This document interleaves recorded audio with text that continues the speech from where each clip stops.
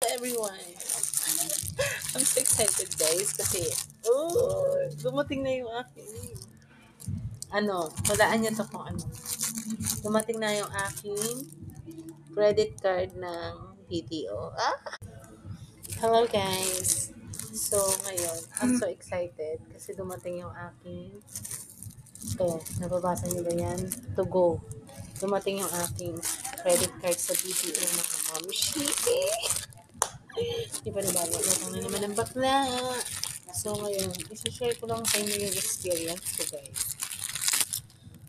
Ito pala, di ba meron akong credit card ng BPI?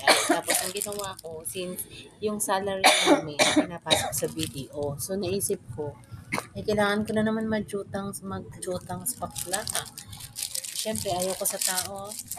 Dahil marami na tayong utang sa tao. Shout out sa iyo, Kuya Arnold. Ngayon, ang ginawa ko, nag-apply ako ng BDO credit card. Tapos, eto na nga. Dumating na siya. Ha? Hindi. Dumating na siya, mga maringkay. Eto na yun. Ngayon, bubuksan natin. Parang in-applyan ko to mga 1 month din bago siya na-approve 1 month.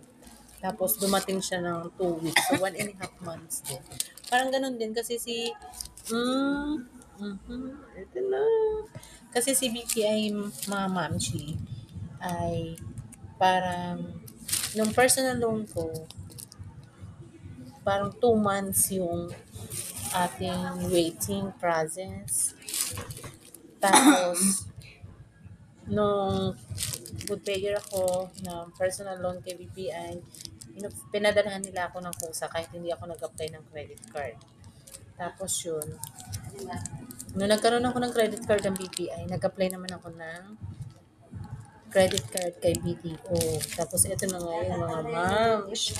Bubuksan na natin.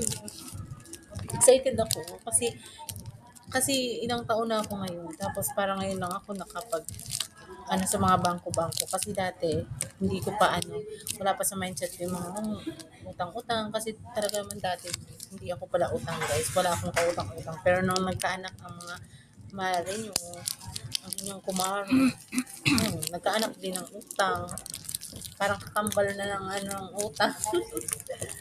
Pero dati wala akong kautang-utang. Baliktad nga mga mansi. Kasi dati, yung work ko, maliit lang yung sahod. Kasi sales lady lang ako ganun. Tapos, naging roving supervisor ng Canadian. Shoutout sa'yo,